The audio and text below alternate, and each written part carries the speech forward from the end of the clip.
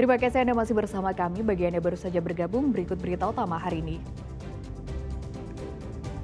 Diduga karena korsleting listrik kantor desa di Kabupaten Bogor terbakar.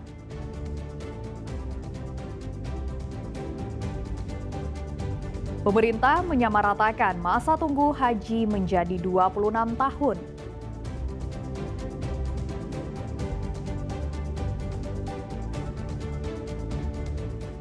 Peringati Hari Pahlawan, para balita di Sumedang berkostum ala pejuang kemerdekaan.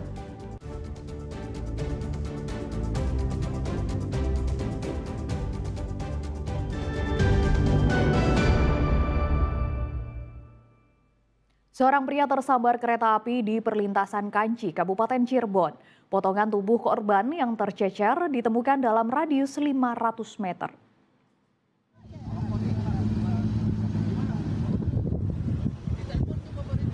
Senin siang, petugas gabungan bersama warga berupaya mencari potongan tubuh korban yang tersambar kereta api di Desa Kanci Kulon, Kecamatan Astana, Japura, Kabupaten Cirebon.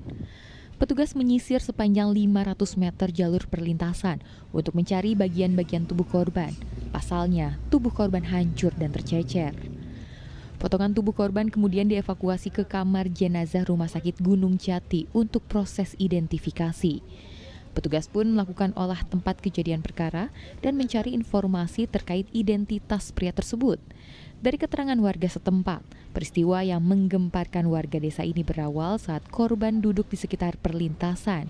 Di saat bersamaan, kereta menoreh jurusan Semarang, Jakarta, melintas dan sempat membunyikan klakson panjang. Namun korban diduga tak menyadari kedatangan kereta hingga akhirnya tersambar.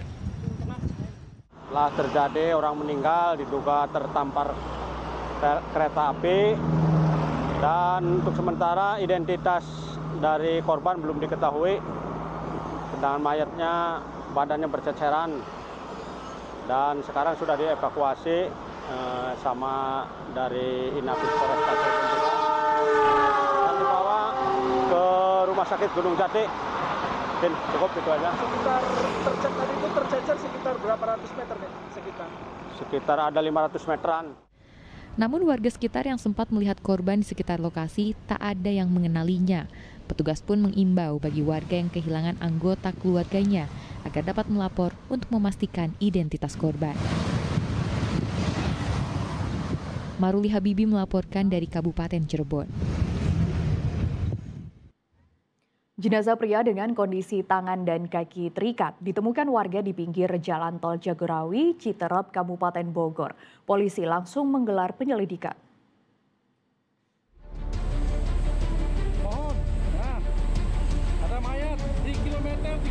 Usai mendapat laporan warga, petugas Babinsa memeriksa lokasi penemuan jenazah di pinggir Jalan Tol Jagorawi kilometer 30, wilayah Citerep, Kabupaten Bogor, Senin sore. Jenazah pria tanpa identitas itu ditemukan warga tergeletak dengan kondisi tangan dan kaki terikat. Awalnya, warga mengira pria itu sedang tertidur. Kita bawa ke Rumah Sakit Kramat Jati, Jakarta untuk penyelidikan lebih lanjut. Untuk dugaan sementara apa, Pak? Dugaan sementara kita nanti menunggu dari hasil pemeriksaan dari rumah sakit. Polisi lalu membawa jenazah ke Rumah Sakit Polri Kramat Jati untuk kepentingan penyelidikan. Dari hasil identifikasi sementara, jenazah diketahui sebagai warga Depok berusia 57 tahun yang diduga berprofesi sebagai sopir taksi online. Dapat teridentifikasi melalui alat bahwa jenazah laki-laki tersebut bernama Ujang Adewijaya, warga dari Kota Depok. Oke, untuk pas ditemukan dan posisi korban seperti apa? Apakah memang terikat tali itu seperti apa? Pada saat kami ke TKP, posisi korban dalam keadaan telentang dan meninggal dunia. Oke, untuk proses selanjutnya seperti apa? Untuk proses lanjut dengan telah teridentifikasinya jenazah tersebut, kami akan terus melakukan penyelidikan apakah dalam penemuan jenazah tersebut ada kaitan dengan pidana atau tidak. Polisi telah melakukan olah TKP. Diduga jenazah merupakan korban pembunuhan dan dibuang untuk menghilangkan jejak.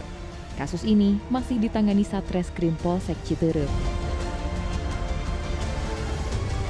Asep Solihin melaporkan dari Kabupaten Bogor.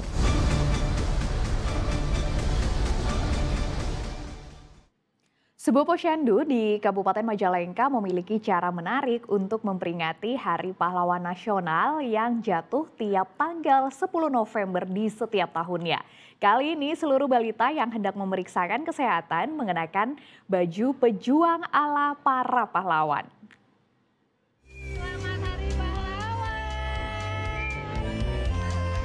Anak-anak balita ini mengenakan pakaian pejuang saat memeriksa kesehatan ke Posyandu Cempaka II di Desa Pagandon, Kecamatan Kadipaten Majalengka, Senin pagi. Ada yang berpakaian seragam ala polisi, TNI, hingga pakaian tradisional ala pahlawan. Mereka membawa bendera merah putih dan poster bergambar pahlawan. Berpakaian ala pejuang ini sengaja diminta pihak puskesmas sebagai cara merayakan Hari Pahlawan yang jatuh tiap tanggal 10 November.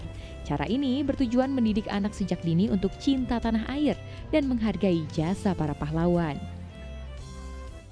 Untuk baju nasional kita sebenarnya acuannya untuk ke pahlawan nasional ya. Bisa mungkin di sini anak-anak ada yang pakai tentara, ada yang pakai polisi, ada yang pakai kebaya. Jadi sebenarnya kita memaksudkan di sini tuh meniatkannya untuk anak-anak tuh bisa kita perkenalkan dengan pahlawan-pahlawan nasional. Artinya mengenalkan pahlawan dari usia dini gitu. Iya. Ini dilakukan tiap hari besar anak-anak pakai baju adat ini gimana Bu? Baru kali ini. Baru kali ini. Gimana Bu perasaannya Bu?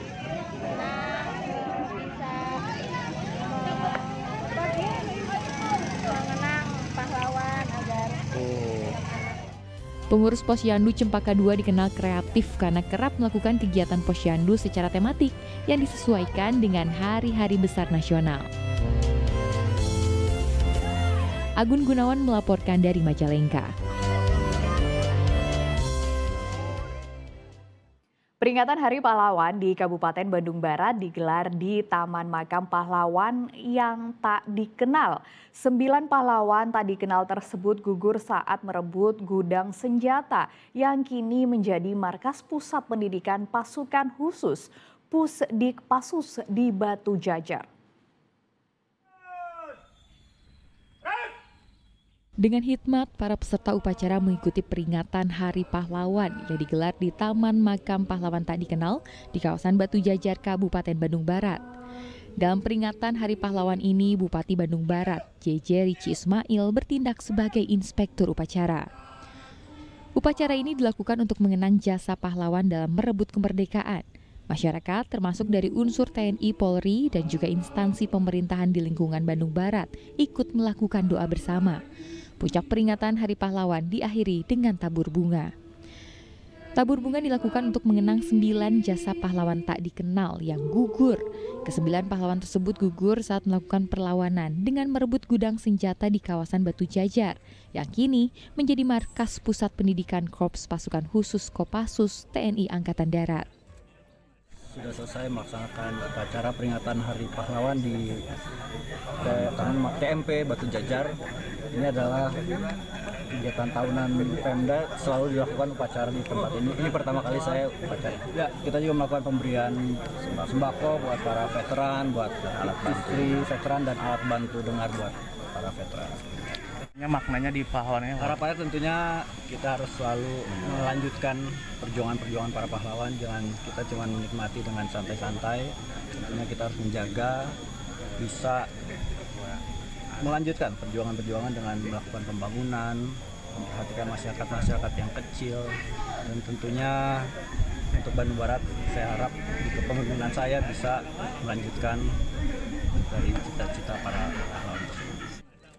Pada kesempatan tersebut, pemerintah Kabupaten Bandung Barat juga menyerahkan bantuan sembako dan bantuan alat dengar kepada masyarakat di sekitar Taman Makam Pahlawan dan juga para Legiun Veteran Republik Indonesia. Muhammad Abbas melaporkan dari Bandung Barat. Laporan tadi mengakhiri berita Jawa Barat hari ini. Jangan lupa pastikan Anda untuk subscribe channel YouTube Liputan 6 SCTV Daerah. Saya Frin Meriana pamit, selamat beraktivitas dan sampai jumpa.